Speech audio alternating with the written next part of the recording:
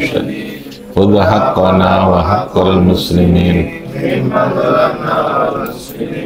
وتعدى علينا وعلى المسلمين. لهم الفاتحة. بين الشيطان الرجيم. بسم الله الرحمن الرحيم. الحمد لله رب العالمين الرحمن الرحيم مالك يوم الدين إياك نعبد وإياك نستعين اهدنا الصراط المستقيم صراط الذين أنعمت عليهم غير المغضوب عليهم ولا الضالين آمين.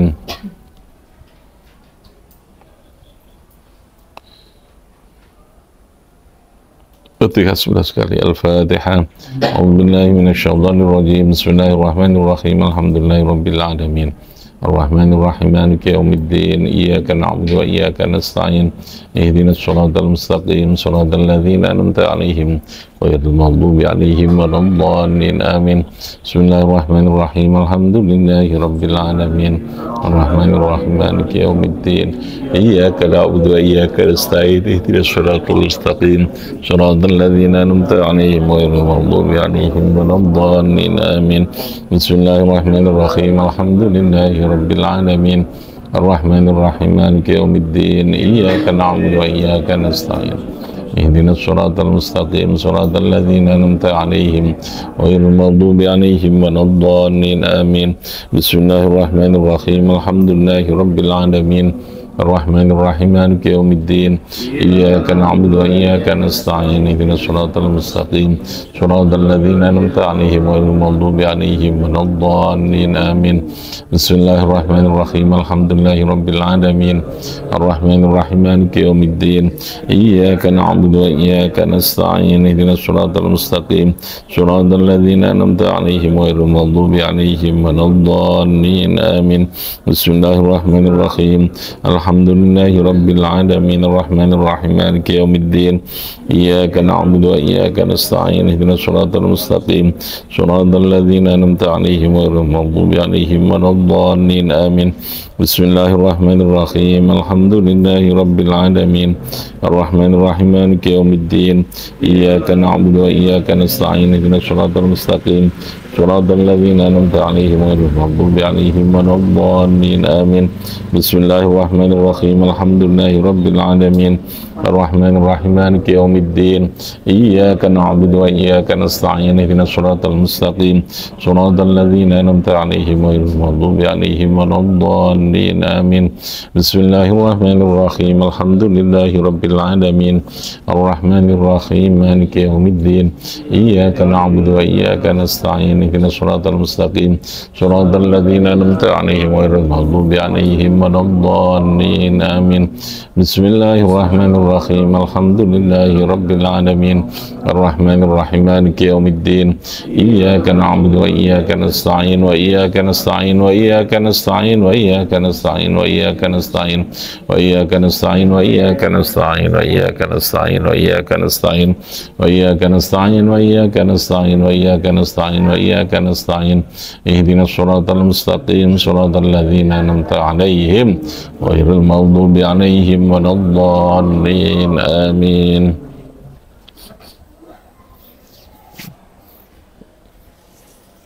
Assalamualaikum warahmatullahi wabarakatuh. Bismillahirrahmanirrahim. Alhamdulillah wassalatu wassalamu ala Rasulillah wa ala alihi wa ashabihi wa mawala. Subhanaka la ilma lana illa ma 'allamtana innaka antal alimul hakim. Amma ba'd. Geser dulu ya. Dua baris yang putra. Yang putri dua baris juga ya. Yang belakang ya. Baris yang belakang, baris single. Jadikan dua baris ya.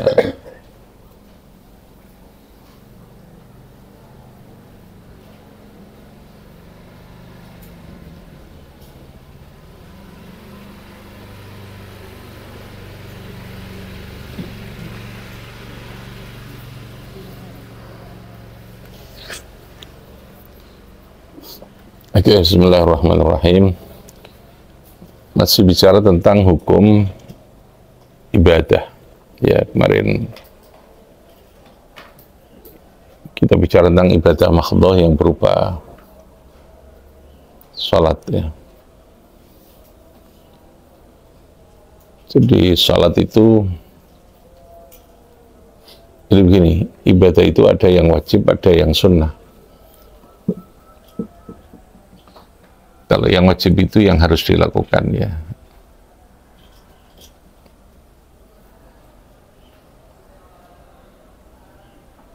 Nah, wajib itu ada yang sifatnya muakkad, ada yang ghairu muakkad. Ada kewajiban yang pelaksanaannya itu dibatasi oleh waktu. Namanya muakkad. Muakkad. Yang kedua, ya ada ibadah yang pelaksananya itu ghairu muakkad, artinya tidak ada batasan waktu, tidak dibatasi oleh waktu, ghairu muakkad.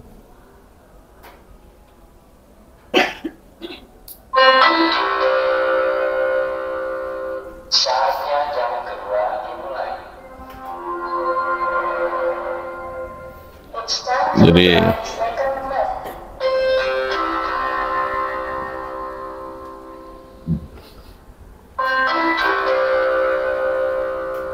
Saatnya jam kedua dimulai.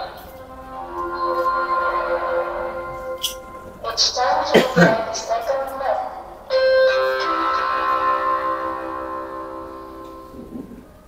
Jadi ibadah yang wajib itu ada dua dalam pelaksanaannya. Ada ibadah yang sifatnya muakkad, yang pelaksanaannya itu dibatasi oleh waktu. Ada yang ghairu muakkad, ibadah yang pelaksanaannya tidak dibatasi oleh waktu.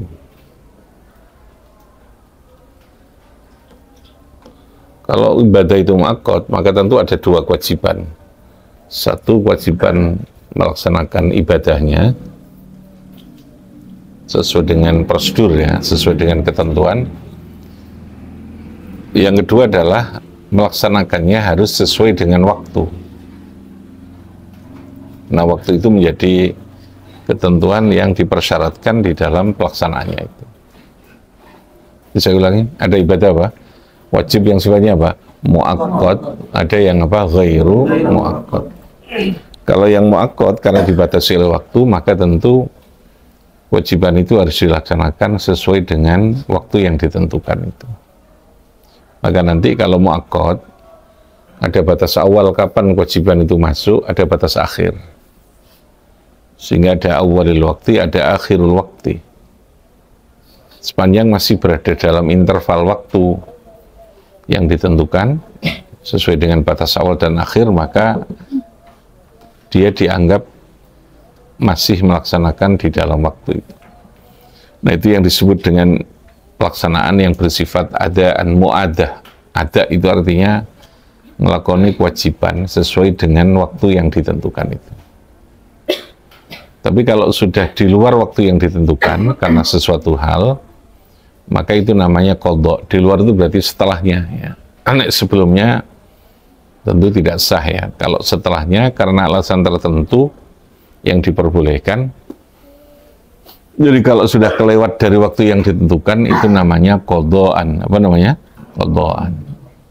Apa jenis? Qadha. Qadha itu berarti ngelakoni di luar waktu yang ditentukan itu. Jadi ada ibadah muakkad, ada yang ghairu muakkad. Yang muakkad itu ada interval batas waktu kapan awal, kapan akhir. Dan ketika dilaksanakan masih di dalam waktu yang ditentukan, maka itu disebut dengan adaan. Maka disebut dengan ibadah yang mu'adah. Mu'adah itu sing dilakoni pada waktu yang ditetapkan itu. Kalau sudah keluar setelahnya waktu itu habis, itu namanya qadhaan.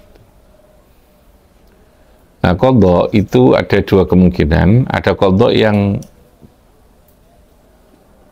tidak berdosa, gampangnya begitu ya. Ada qadha yang berdosa, harus qadha. Nek qadha itu kalau belum melakukan ya harus qadha sholat ya. Ini karena wajib kan. Qadha yang tidak berdosa itu bila mana alasannya cuma dua. Satu karena lupa, yang kedua karena tidur. Dua itu saja. Karena orang tidak berdosa ketika dia tidak sholat, dua alasan itu saja. Ya, satu karena dia lupa, dua karena dia tertidur. Tertidur pun itu dilihat tidurnya. Kalau tidurnya sebelum masuk waktu sholat, jadi kalau sholat zuhur itu jam 12 mabu wajib ya, jam 12 ketika sudah masuk waktunya berarti itu masuk waktu kewajiban, gitu ya. Kalau dia tidurnya sebelum jam 12 lalu ketiduran, maka dia tidurnya ini qadha-nya itu tidak berdosa, karena ketika dia tidur belum masuk waktu kewajiban itu. Tapi kalau tidurnya sudah masuk waktu kewajiban, berarti sudah jam 12 atau lebih dari jam 12 itu, maka qadha-nya dia tetap dapat dosa. Dosa waktu namanya. Ya, itu bedanya di situ. Jadi sholat itu, orang tidak melakukan sholat yang tidak berdosa itu ketika apa? Dua hal alasannya. Satu karena apa? Karena ketiduran, yang kedua karena apa? Karena lupa itu. Selain itu, maka dinyatakan tetap berdosa. Dan dia menyebut termasuk dosa besar ketika tidak melakukan sholat wajib itu. Karena kewajiban sholat itu tadi ini muakkad, dibatasi oleh waktu. Kalau kewajiban itu ghairu muakkad ya tidak ada batas waktu ya. Kayak membayar kafarat itu kapan kita lakukan, itu ghairu muakkad, tidak ada batas waktunya. Kayak orang haji itu ghairu muakkad dalam hal kewajibannya ya, tapi pelaksanaannya muakkad. Kapan kita wajib melaksanakan? Ya kita kalau sudah mampu. Mampunya kapan? Ya, itu tidak dibatasi, terserah kemampuan kita berapa. Karena aspek mampu itu banyak hal kan, istitoah itu banyak hal gitu.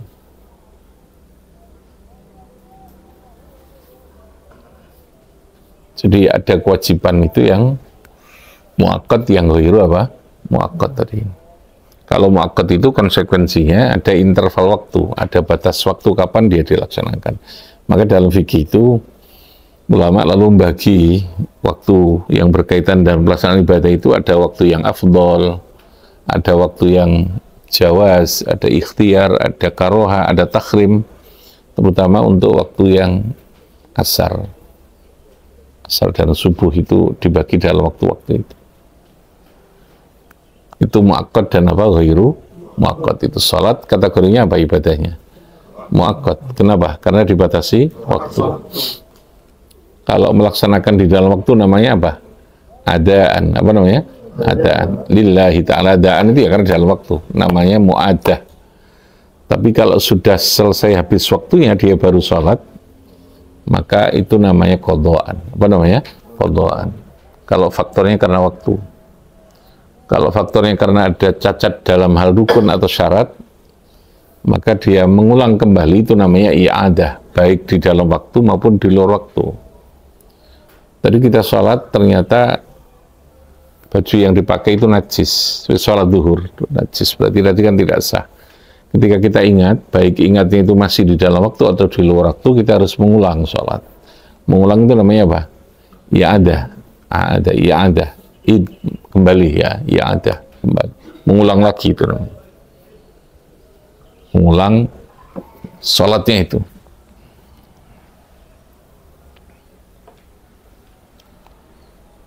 Itu konsekuensi dari sebuah ibadah karena terikat oleh adanya waktu itu. Sehingga harus dijaga waktu itu, gitu ya. Ini tidak boleh karena repot, karena sibuk, karena alasan-alasan yang di luar tidur sama tadi ini. Kenapa tidur dan lupa itu ditoleransi atau tidak berdosa ketika orang lupa atau tertidur tidak melakukannya? Karena orang kehilangan akal gitu ya. Orang tidur itu kan ya pasti akalnya orang melakukan, namanya turu kan. Dua orang lupa kan dalam kondisi dia tidak lagi ya, bisa mikir gitu ya. Orang itu kan dua toh. Ada yang kondisi dalam hukum itu ada yang kondisi ittirariyah, ada yang kondisi ikhtiyariyah itu. Ada yang kondisi dia dalam keadaan ikhtiyariyah. Ikhtiyariyah itu kondisi dia bisa memilih, berarti posisi akalnya dia jalan, lalu kemudian kondisi kita bisa memilih gitu.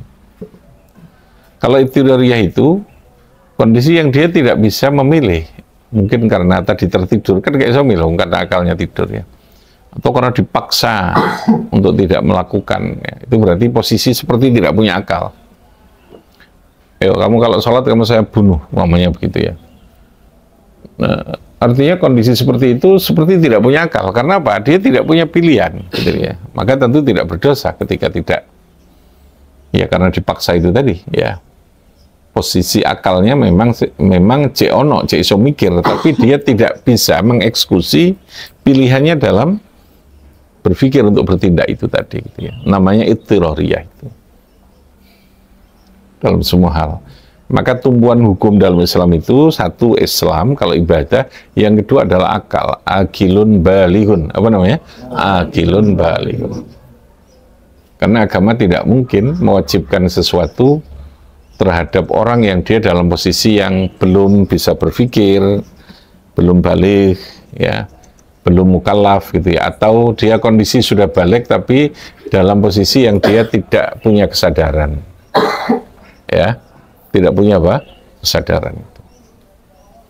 Karena tumbuhan hukum itu kan harus dipahami gitu, orang paham. Paham itu artinya mengerti dengan segala akibat yang terkait dengan ketentuan hukum itu. Oke, silakan. Ada yang ditanya?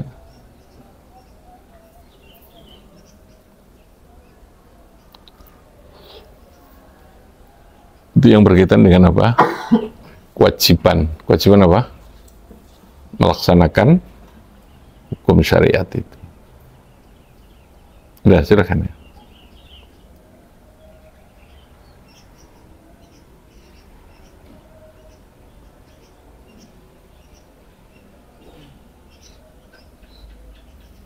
Kan? Ayo.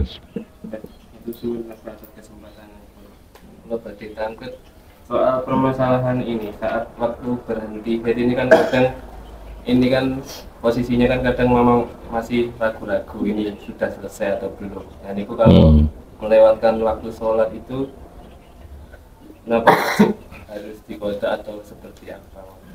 Melewatkan waktu sholat karena tadi mamang ini haidnya sudah selesai atau belum? maksudnya apa yang selesai? Haidnya. Oh, perempuan? Ya, soalnya saya kadang sering ditanya sama ibu saya, makanya saya perlu referensi. Iya, iya.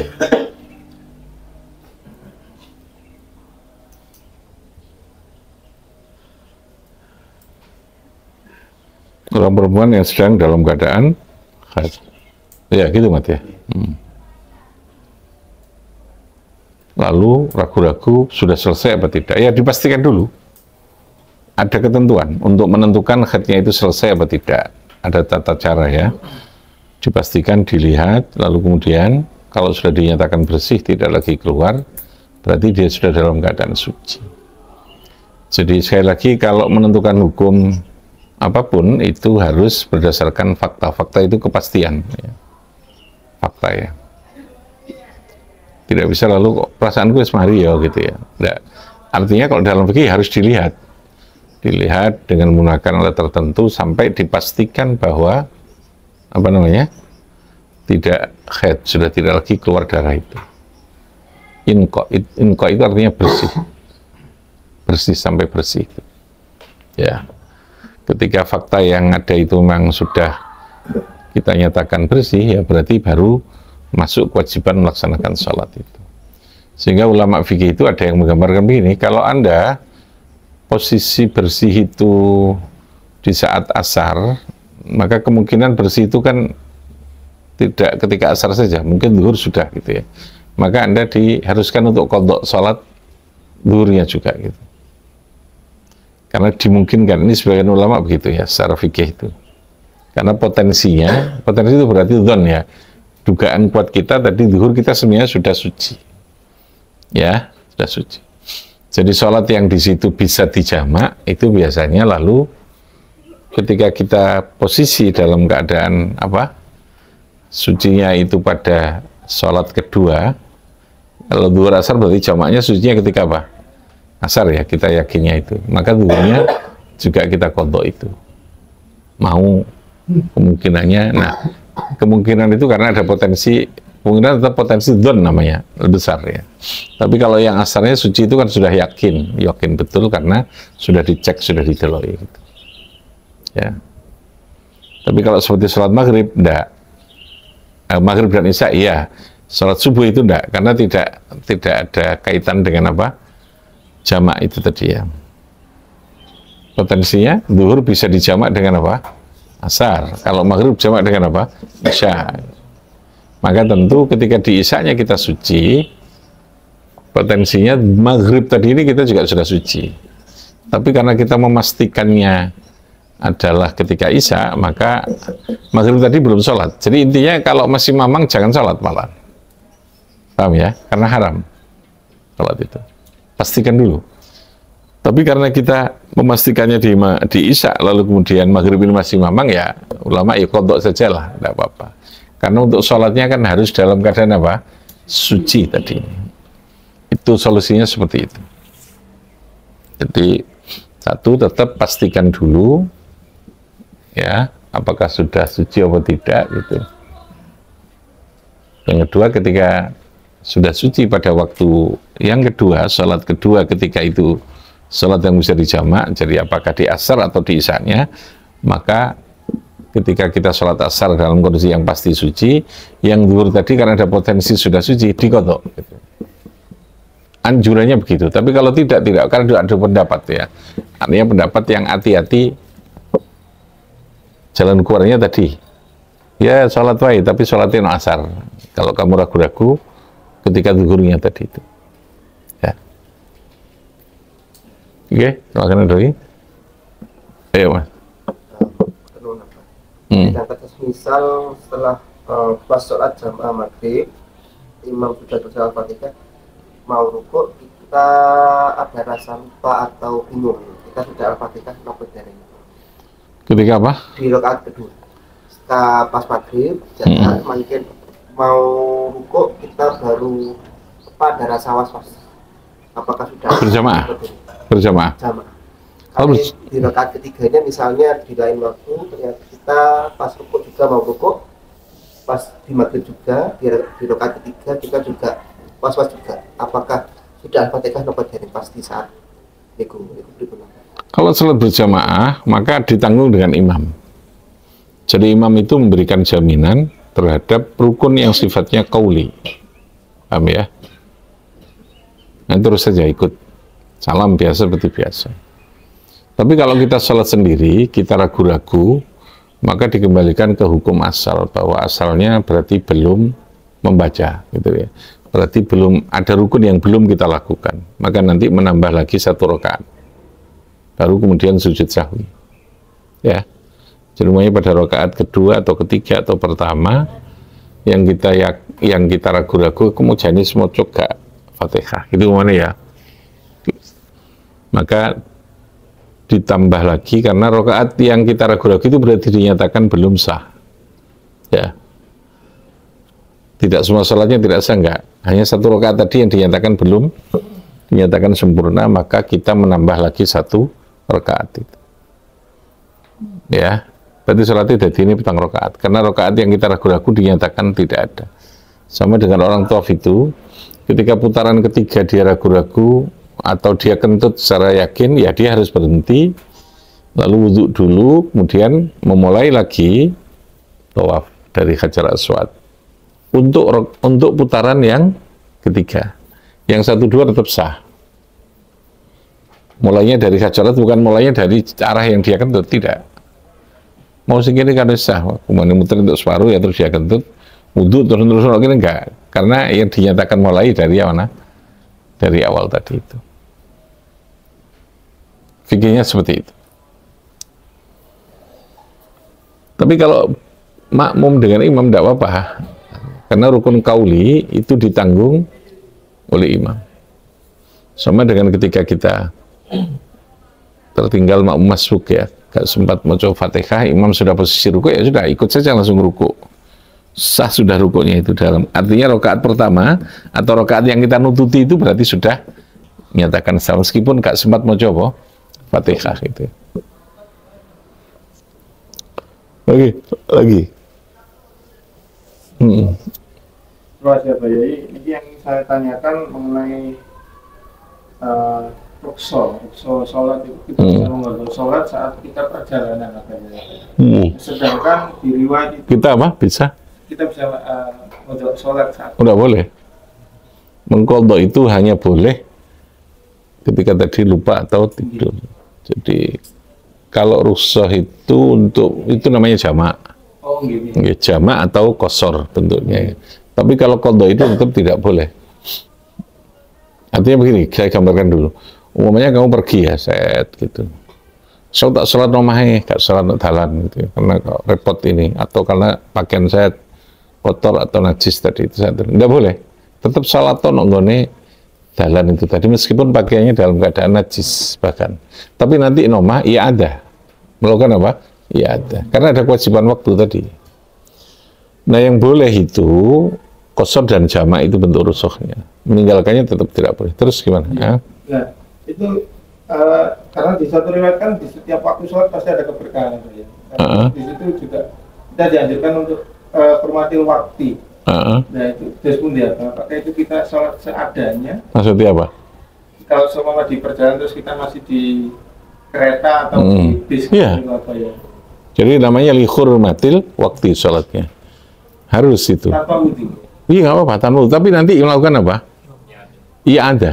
Nah, tadi saya katakan.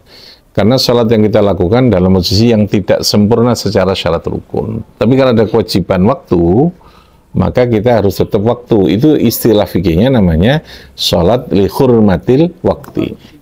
Karena memenuhi kewajiban waktu tadi.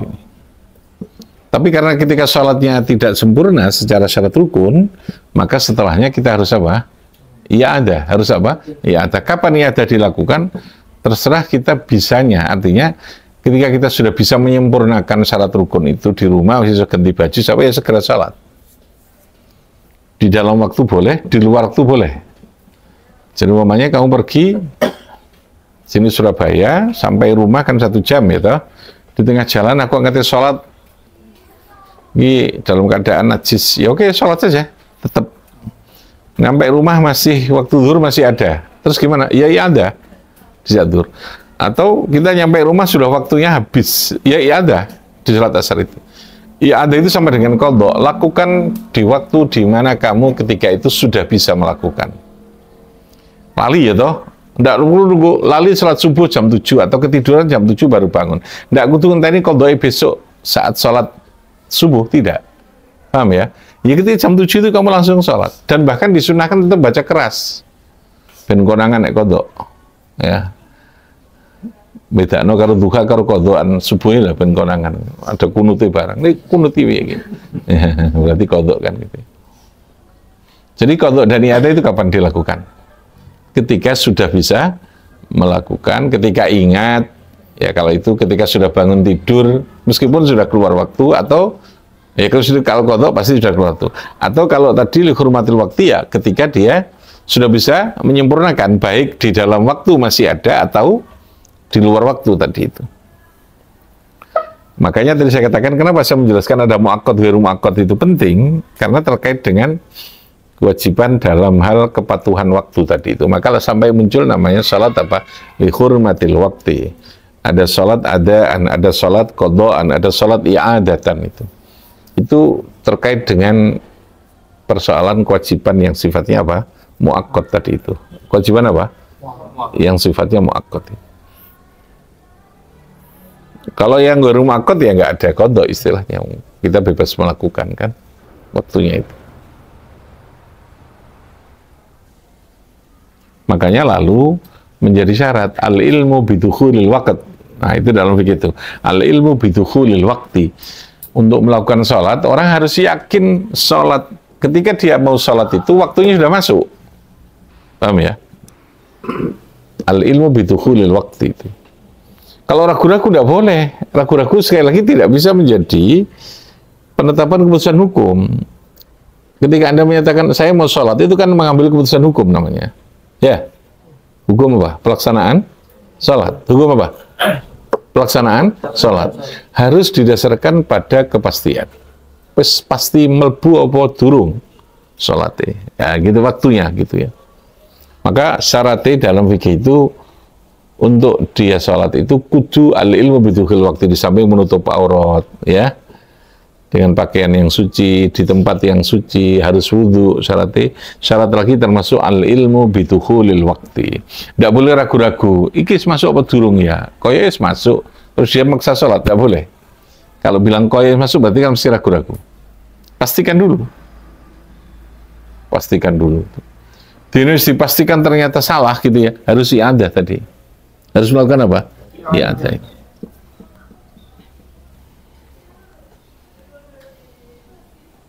Itu prinsip dasarnya tadi, bahwa keputusan hukum itu harus didasarkan pada apa? Sesuatu yang sifatnya apa? Pasti, yang faktual, yang pasti. Tidak boleh, bahasa fikihnya namanya minimal dhon atau yakin. Tidak boleh syak. Syak itu ragu-ragu, itu tidak boleh. Maka tingkat pemahaman seseorang atau mengetahuinya seseorang terhadap sesuatu itu dalam dunia fikih itu dibagi usul fikih itu. Ada yakin, ada dhon, ada syak, ada waham. 4 tingkatan. Lalu kalau waham pun tidak ada, namanya jahl. Jahl itu artinya tidak tahu sama sekali. Anda tahu bahwa daun itu warnanya hijau. Itu tingkatannya yakin. Ya. Yakin karena kita melihat langsung barangnya. Tapi ketika ada mendung, lalu kemudian kita bilang, insya Allah nanti ini hujan, karena mendungnya sudah tebal. Itu bukan yakin, tapi masih apa? Dhon. Dugaan kita kuat. Paham ya? Nah, hukum itu minimal dhon.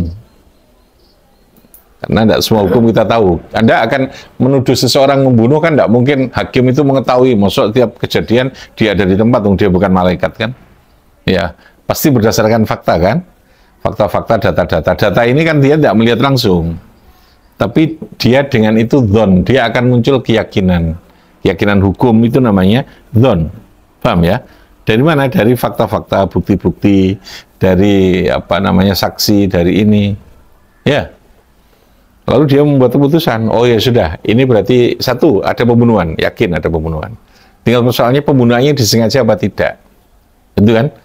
Disengajanya seberapa tingkatannya, alasannya karena apa, itu yang diurut terus, paham ya? Karena nanti menentukan terhadap besaran lama dan tidaknya, berapa lama yang harus dijatuhkan hukuman, paham ya? Orang pasti membunuh, iya dia pasti membunuh, tapi ketika lalu kemudian sebab membunuh itu tidak menjadikan keyakinan hakim bahwa perbuatan membunuhnya itu tidak karena sengaja atau karena membela diri, karena sebabnya apa? Ya tentu fakta membunuh, tapi karena ada alasan yang kuat membunuhnya itu karena alasan yang dia terpaksa harus membunuh, tentu dia akan bebas dari hukuman. Paham ya? Sama-sama bunuh loh ya. Fakta membunuhnya ada, tapi kenapa nggak dibunuh? Karena untuk menentukan hukuman harus mencari fakta berikutnya. Kenapa dia membunuh? Karena semua tindakan ada sebab. Paham ya? Lalu sebab inilah yang dilacak oleh hakim untuk ditentukan sejauh mana tingkat hukuman yang harus diberikan. Paham ya? Paham ya? Sama dengan kita menetapkan hukuman. Kenapa anak ini salah kok beda hukumnya? Sama-sama mencuri, dia hukumannya berbeda. Sama-sama gelut, dia berbeda hukuman keputusannya. Ya karena faktor ya, sebab yang mempengaruhi dia melakukan sesuatu akan menjadi pertimbangan hukuman yang semestinya kita berikan. Memang betul ada fakta bahwa dia itu memukul atau dia itu sedang curi. Tapi kan didelok fakta yang melatar belakangnya itu tetap ada pertimbangan itu. Karena sekali lagi menetapkan hukum berdasarkan dhon tadi keyakinannya, dan di situ ada latar belakang yang mempengaruhi. Ya. Kalau kamu guru matematika ya enggak tahu gini. Kalau sarjana hukum tahu ya. Karena kuliahnya fakultas hukum ya. Sama dengan saya matematika ya enggak tahu, bahasa Inggris juga enggak tahu ya. Harus berdasarkan apa? Fakta. Maka jangan membuat satu keputusan apapun yang Anda tidak punya data yang cukup untuk meyakini bahwa keputusan itu harus kita lakukan. Apalagi yang menyangkut tentang nasib seseorang, putusan seseorang, ini dihukum apa tidak, ya. Wong yang kita lakukan sendiri saja kita harus ada fakta, karena nanti akan berakibat pada kita. Ya, di situ fakta itu tadi. Itu namanya dzon. Nah, kalau syak itu tengah-tengah gitu ya. Ada ilmu, ada dzon, lalu ada syak. Kalau syak itu sama, antara benar dan tidak, tingkat datanya itu sama, faktanya itu. Ya, kita bisa mengukur lah. Syak itu berarti ragu-ragu, yang antara benar dan tidaknya itu sama. Maka ini belum bisa mengambil keputusan, harus diyakinkan dulu, dicarikan pembuktian lain dulu, gitu ya. Di bawahnya ada namanya waham. Waham itu berarti antara keraguan, antara kebenaran dengan antara iya dan tidak, gampang itu ya. Antara iya dan tidak itu banyak tidaknya. Nah, yang banyak tidaknya namanya waham, yang banyak iyanya namanya dzon. Paham ya? Banyak iyanya namanya apa? Dzon. Ibaratnya 30 atau 20, 80 lah, ya. Ini ya. Berarti yang kita ambil harus yang dzonnya untuk mengambil putusan. Oh, dia bukan pelakunya kok, dzon. Berarti itu dzon yang kita yaku. Ini ragu-ragu kok, iya CDE melakukan. Ini berarti yang namanya waham. Waham itu dugaan yang sangat lemah. Dugaan yang sangat lemah. Ibarat orang melakukan proses hukum, bukti dan datanya tidak cukup meyakinkan, bahasanya begitu, ya. Kurang data. Nah, jadi ada apa lagi? Ilmu itu yakin berarti ya. Kita delok langsung dengan indera kita, lalu ada apa? Dzon, lalu ada apa? Syak, lalu ada apa? Waham. Hidupmu dalam mengambil keputusan, lihat berdasarkan itu. Ya, itu mengaplikasikan konsep fikih dalam kehidupan itu. Rabbi fanfa'na bi barakatihim wa hadinal husna bi hurmatihim.